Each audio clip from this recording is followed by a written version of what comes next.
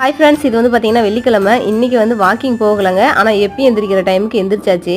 ஏன் இன்னைக்கு வாக்கிங் போகலன்னு பார்த்தீங்கன்னா, இன்னைக்கு குட்டிமா ஸ்கூலில் இன்னைக்கு ஆனுவல் டேங்க. அதனால இன்னைக்கு வாக்கிங் போகல.